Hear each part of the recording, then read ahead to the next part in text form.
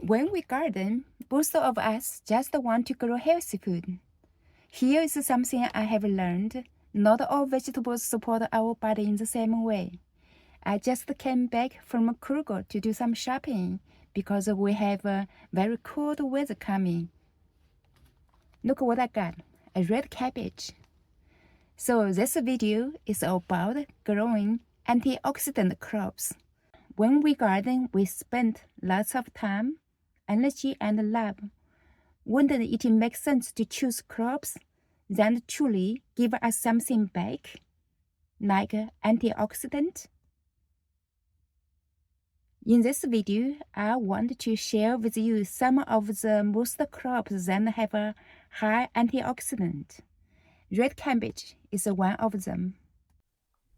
In this first table, you will see crops that are especially rich in antioxidants, the kinds of plants that support our bodies quietly day after day.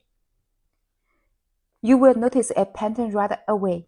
Color: purple cabbage, purple sweet potatoes, beets, red kale. These deep colors and just pretty. They are signals of protective compounds like anthocyanins and betalates. Nature is actually very honest with us. When a vegetable is deeply colored, it's usually trying to tell us something. Take purple cabbage, for example. It's easy to grow, stores well, and you can eat it raw, cooked, or even fermented. That's a lot of value from one plant. Talk about the purple cabbage. This year, I want to grow purple cabbage. If I grow my purple cabbage this year, I need to get seeds soon, and I need to get seeds in a seeding tray as soon as I can. And sweet potatoes, especially purple ones, are another great examples. Some effort to grow, but completely different antioxidant levels compared to lighter varieties of sweet potatoes. I grew sweet potatoes last year, the purple one. The purple sweet potato I grew last year, not just skin purple, but it is purple all the way. I gave some purple sweet potato to my workmate. Her husband loved it very much. They ended up went to Asian market, tried to look for purple sweet potato. They found one. Outside is purple. They thought that sweet potato was the same one I gave to them. They cut the purple sweet potato open, and the skin was purple. However, inside of the purple sweet potato was not purple. So if you want to plant purple sweet potato, you need to make sure not just the skin is purple, but the inside of the sweet potato is also deep purple color.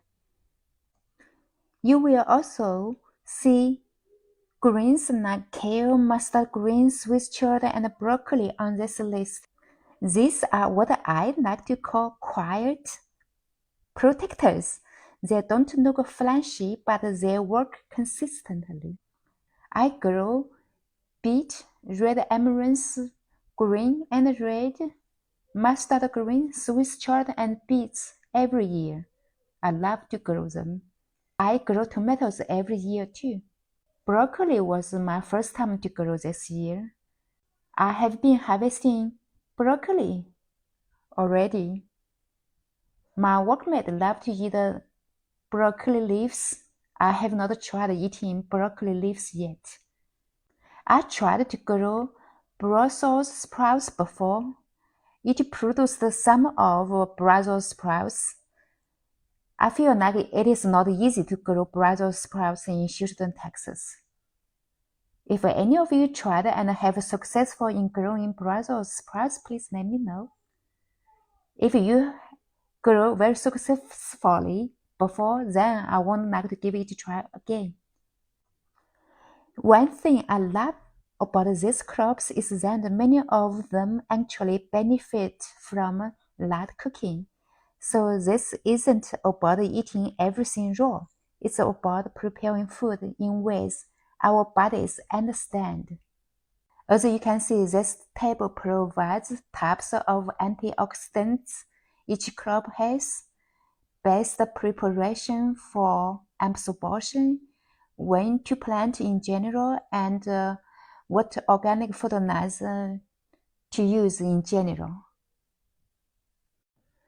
The second table includes crops that may not sound dramatic, but they are incredibly practical, and that matters in real life.